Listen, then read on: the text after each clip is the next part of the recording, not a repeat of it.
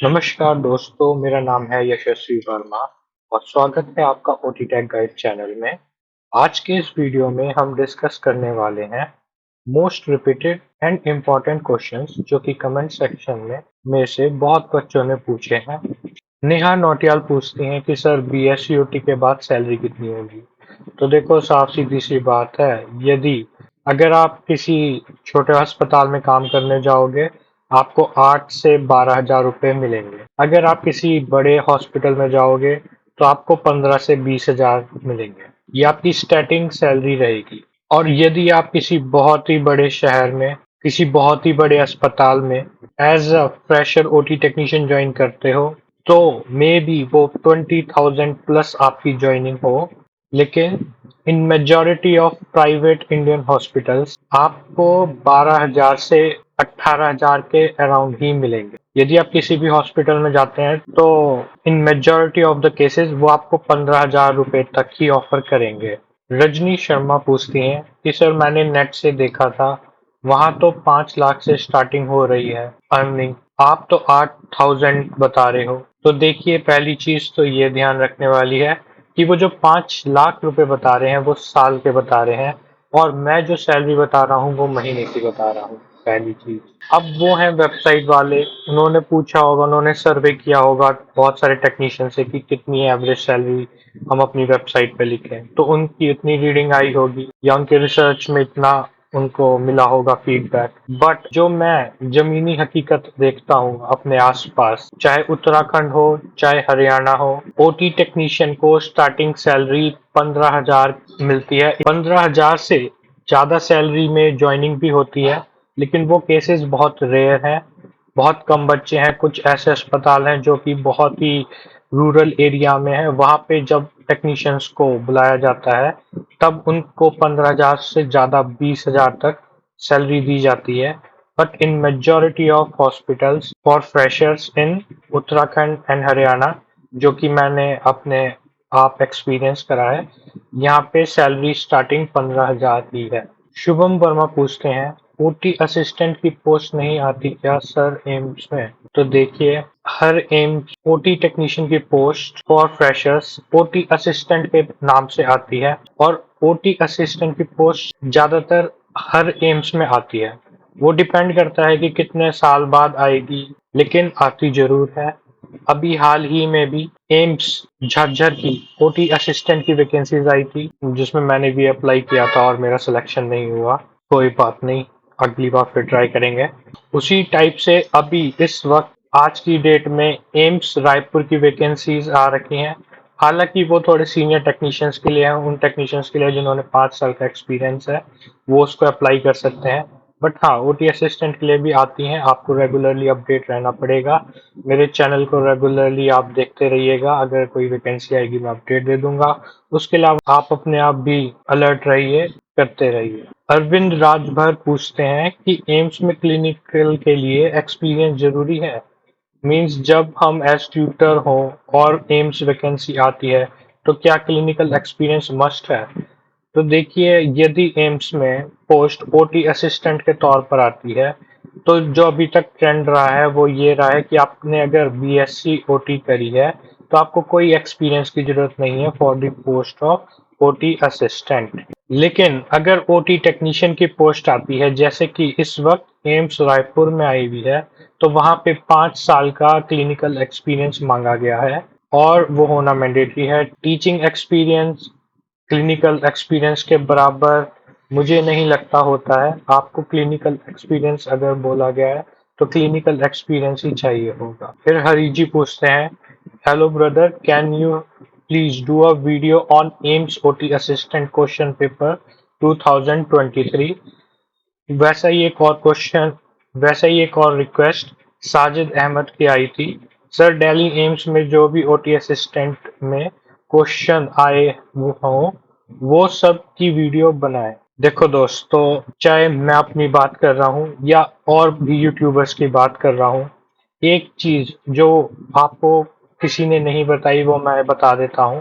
और जब एम्स का एडमिट कार्ड आता है, जैसे कि आप मेरा एडमिट कार्ड देख सकते हैं, इस एडमिट कार्ड में लास्ट में जहाँ पे सिग्नेचर करने होते हैं उसके ऊपर एक बहुत ही तगड़ी लाइन लिखी रहती है, और वो तगड़ी लाइन रहती है कि I also understand that AIIMS New Delhi does not disclose question paper as per its policy framed under AIIMS Act 1956, and copying of question and or transmitting them in any form will be viewed as serious form of malpractice liable for appropriate criminal proceedings।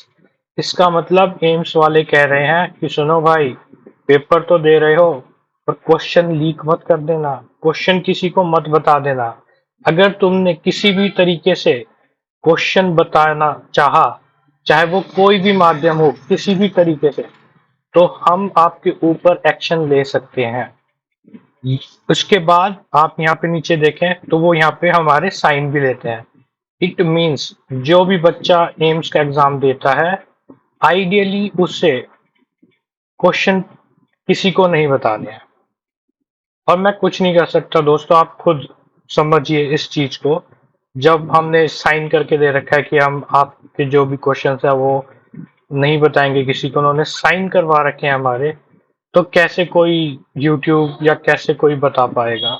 और जो बता रहे हैं वो बहुत risk पे बता रहे हैं या उनको ये चीज पता नहीं है, बट ये चीज क्लियरली लिखी रहती है एडमिट कार्ड में। इसी वजह से मैं एम्स का जो क्वेश्चन पेपर है उसके ऊपर कोई वीडियो नहीं बना रहा हूँ। और यदि आप एम्स की तैयारी कर रहे हैं और बुक्स वगैरह जानना चाहते हैं, तो दो ही बुक्स रिकमेंड की जाती हैं सीनियर्स के द्वारा, वो रहती हैं परमिल्ला भल्ला और अजय यादव। उसके अलावा मेरा खुद का एम्स क्रैक नहीं हुआ है तो मैं आपको क्या ही एडवाइस दे सकता हूँ। लेकिन ये है कि जिन लोगों का क्रैक हुआ है, वन ऑफ माय सब्सक्राइबर ने कमेंट किया था कि thank you sir I got selected, तो आप इनके कमेंट को लाइक करिए और इनको रिप्लाई में रिक्वेस्ट करिए कि मैम थोड़ा गाइड करिए कि किस तरीके से आपने क्या पढ़ा था और किस तरीके से आपने एम्स क्रैक किया। ब्लॉग बज नाजिर, सॉरी अगर मैं गलत प्रोनाउंस कर रहा हूँ, diploma in operation theatre technology के बाद BSc in operation theatre technology कैसे करें और कितने साल लगेंगे। वैसे ही एक और पोस्ट कमेंट था। इसके बाद श्री जीता दास जी पूछते हैं कि what to do for taking admission in BSc in operation theatre technology after diploma, and what will be the duration of BSc in operation theatre technology if already completed my diploma, can you tell. देखिए, सबसे पहले आपने diploma in operation theatre technology कर लिया है। अब आपको एक काम करना है। आप जिस भी जगह इंडिया के रहते हैं, आपको अपने आसपास कोई अच्छी यूनिवर्सिटी फाइंड करनी है जहाँ पे BSc in operation theatre technology कराई जाती है। पहले तो आपको एक यूजीसी अप्रूव्ड अच्छी रेटिंग वाली यूनिवर्सिटी फाइंड करनी है। इंडिया में आप हर डिफरेंट लोकेशंस पे, हम मेरे व्यूअर्स हैं तो उनको अपने घर के आसपास की देखनी है।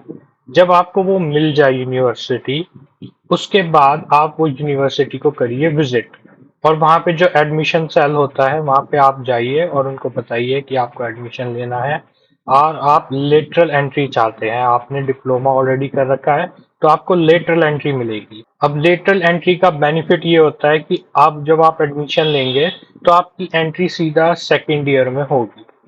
अब यूनिवर्सिटीज टू यूनिवर्सिटीज वेरी करता है। कुछ यूनिवर्सिटीज डायरेक्टली आपको एडमिशन दे देंगी, कोई टेस्ट नहीं होगा आपका, सीधा आप बस फीस जमा करिए और आपका एडमिशन हो जाएगा। कुछ यूनिवर्सिटीज में उनका खुद का एंट्रेंस एग्जाम होता है जो आपको देना पड़ेगा, उसको क्रैक करना पड़ेगा और फिर उस यूनिवर्सिटी में आपका एडमिशन होगा। यदि गवर्नमेंट कॉलेजेस की बात करें तो हमारे पास एम्स हो गए, पीजीआई हो गए, AIIMS new Delhi, AIIMS Bhubaneswar, PGI, यहाँ पर BSc in operation theatre technology का कोर्स कराया जाता है और इनके अपने अलग एंट्रेंस एग्जाम होते हैं जो आपको देने हैं। उसको आप क्रैक करेंगे तब आपको सीट मिलेगी। और जो कुछ बच्चे पूछते हैं कि सर क्या हमें नीट देना जरूरी है for BSc in operation theatre technology? तो नहीं, नीट देना कंपलसरी नहीं है। यदि आप किसी भी प्राइवेट कॉलेज में जाएंगे, या तो डायरेक्टली एडमिशन हो जाएगा फीस जमा करने के बाद, या फिर आपको उसी इंस्टीट्यूट का, उसी यूनिवर्सिटी का एंट्रेंस एग्जाम क्रैक करना होगा, तब एडमिशन। पीएनजी फोटोग्राफी पूछते हैं कि after completing BSc in operation theatre course can I join MSc anaesthesia? तो बहुत इंपॉर्टेंट चीज पूछ रहे हैं, ये बहुत कंफ्यूजन रहता है यहाँ पे लोगों को। सबसे पहली चीज, एमएससी एनेस्थीसिया नहीं, बिल्कुल भी नहीं। आप एमएससी एनेस्थीसिया टेक्नोलॉजी में एडमिशन ले सकते हैं। एमएससी इन एनेस्थीसिया टेक्नोलॉजी या MSc in operation theatre and anaesthesia technology के लिए प्राइवेट इंस्टीट्यूट्स हैं, आज की डेट में काफी सारे हैं। आप कर सकते हैं। चितकारा हो गया, महर्षि मार्कंडेश्वर यूनिवर्सिटी हो गया, पंजाब में भी 2-3 यूनिवर्सिटीज हैं, नीचे की साइड साउथ में भी कुछ यूनिवर्सिटीज हैं।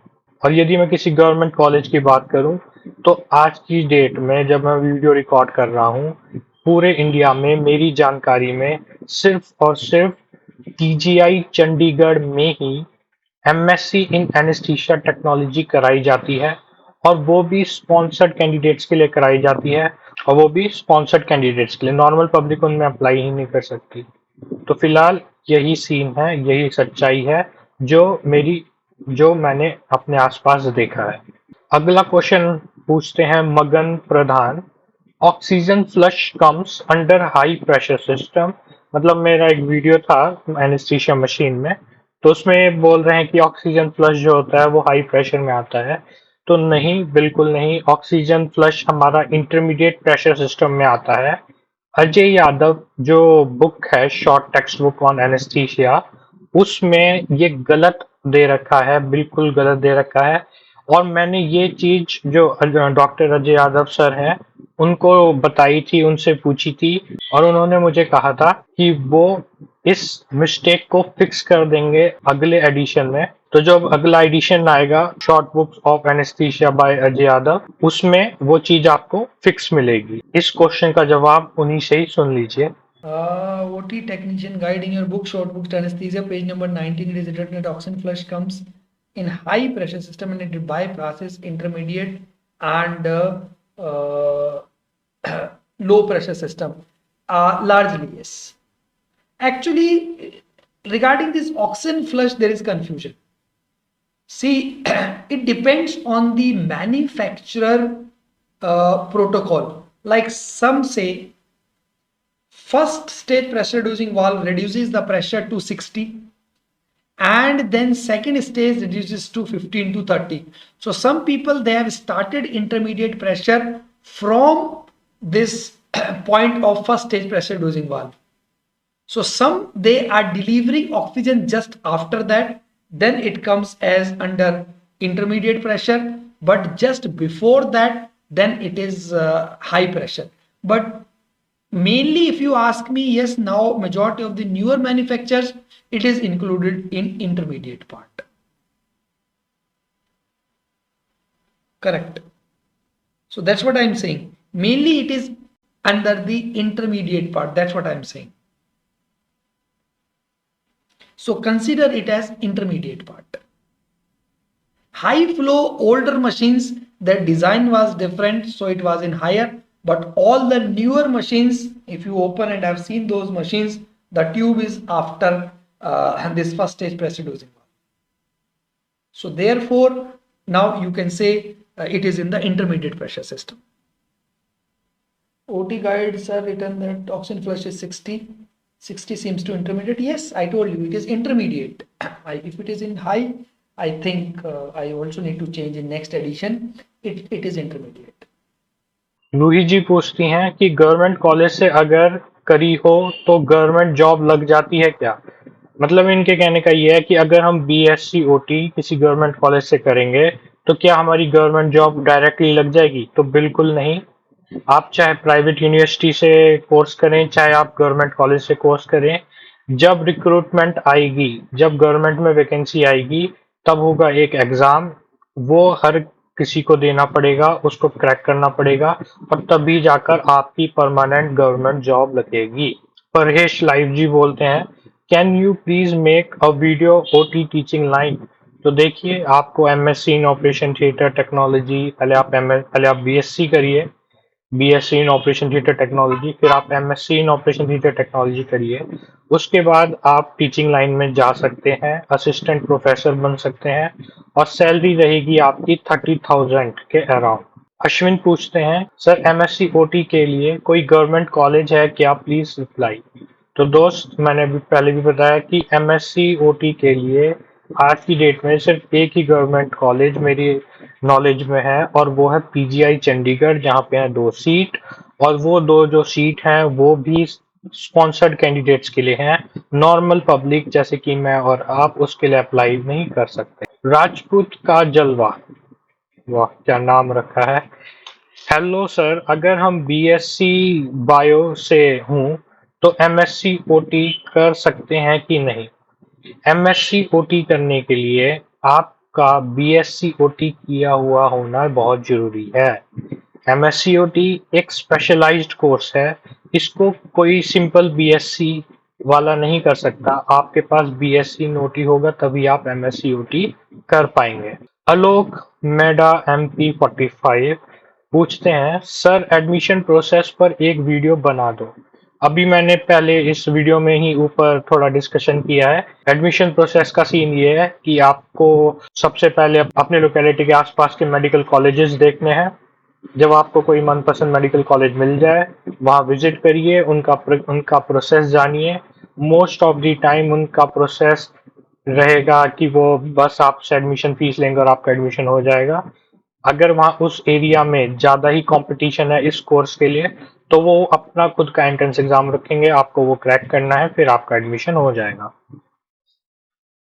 अनामिका बुरमान पूछती हैं, भैया मैं डिप्लोमा इन ऑपरेशन थिएटर कर रही हूँ, नेक्स्ट ये कोर्स फिनिश होने के बाद हायर स्टडीज के लिए क्या कर सकते हैं। तो देखिए, आप diploma in operation theatre technology के बाद BSc in operation theatre technology कर सकते हैं, और उसके बाद MSc in operation theatre technology कर सकते हैं। PhD in operation theatre technology का फिलहाल मेरी नॉलेज में सिर्फ एक ही इंस्टीट्यूट है, वो है निम्स, वो भी प्राइवेट है। गवर्नमेंट में कहीं पे भी पीएचडी हमारे फील्ड में फिलहाल नहीं है मेरी नॉलेज में। फिर कृतिका मैधी पूछती हैं, तो देखिए मैंने अभी वीडियो में 2-3 बार बोल दिया है कि सिर्फ पीजीआई में ही है गवर्नमेंट में, और कोई भी इंस्टीट्यूट मेरी नॉलेज में नहीं है जहाँ पे गवर्नमेंट में एमएससी ओटी कराई जाती हो। श्री जीता दास जी दोबारा आ गए हैं, और वो पूछते हैं, मैं वेस्ट बंगाल से डिप्लोमा इन ओटी कर रहा हूँ, sir can you help me to, can you please tell the process of administering in lateral entry for pursuing BSc OT degree and about the best colleges also and whatever the criteria of admission are there। देखिए, university to university very करता है, मैंने 2 बार पहले ही बता दिया है, वही सब चीजें आपको फॉलो करनी है। बेस्ट कॉलेजेस की बात करें तो जिसकी नेक रेटिंग अच्छी है, जो कि बहुत साल पुरानी है, यूजीसी अप्रूव्ड है, वो बेस्ट है। अगर आप और ज्यादा एफर्ट करना चाहते हो तो जो बच्चे उस पर्टिकुलर यूनिवर्सिटी में पढ़ रहे हैं, खासकर फाइनल ईयर के, उन बच्चों से आप कांटेक्ट करने की कोशिश करिए, उनसे मिलिए और उनसे अपने सारे मन के क्वेश्चन पूछ लीजिए। यूनिवर्सिटी कैसी है, क्या स्कोप है, क्या प्लेसमेंट मिलती है, सब कुछ आप उनसे पूछ सकते हैं, वहां से आपको ट्रुथफुल आंसर मिल जाएगा। Does BSc anaesthesia and operation theatre required NEET, Rajni Sharma पूछती हैं। बिल्कुल नहीं, नीट रिक्वायर्ड नहीं है, प्रोसेस मैंने बता दिया है बहुत बार। मान सिंह पूछते हैं, कौन सा कोर्स बेस्ट रहेगा sir, BSc OTT, BSc anaesthesia technology, या BSc operation theatre and anaesthesia technology में से प्लीज। तो देखिए दोस्त, सबसे पहली चीज आपको ध्यान ये रखनी है कि BSc in operation theatre technology या BSc in operation theatre and anaesthesia technology एक ही कोर्स है। जब हम बात करते हैं ना ऑपरेशन थिएटर टेक्नोलॉजी, तो उसमें एनेस्थीसिया वाला भी उसी के अंडर आ जाता है। तो अगर आप ये वाला कोर्स करेंगे तो इसमें आप एनेस्थीसिया साइड भी काम कर पाएंगे और एज ओटी टेक्नीशियन भी काम कर पाएंगे। तो बेस्ट यही है, BSc in operation theatre technology and anaesthesia जो कंबाइंड है, बीएससी इन ओटी टेक्नोलॉजी, ये करेंगे तो फायदे में रहेंगे। और अगर बात करें बीएससी इन एनेस्थीसिया टेक्नोलॉजी की, तो इसमें क्या है, आप सिर्फ और सिर्फ एनेस्थीसिया टेक्नीशियन बन सकते हैं। एक ही साइड रहोगे आप, फिर एनेस्थीसिया साइड ही रहोगे। और अगर आपको इसी टॉपिक पे और डीप में वीडियो चाहिए तो वो बनी हुई है, आप मेरा चैनल विजिट करके roles of OT, roles of nurse in operation theatre, मतलब मैंने हर एक का रोल बताया है, वो आप देख। ठीक है दोस्तों, वीडियो हो गया है खत्म, और आपका ये वीडियो देखने के लिए बहुत बहुत धन्यवाद। मुझे बताइएगा आपको ये वीडियो कैसा लगा। अगर आपको ये वीडियो अच्छा लगा तो मैं इस टाइप की वीडियोस और बना दूंगा।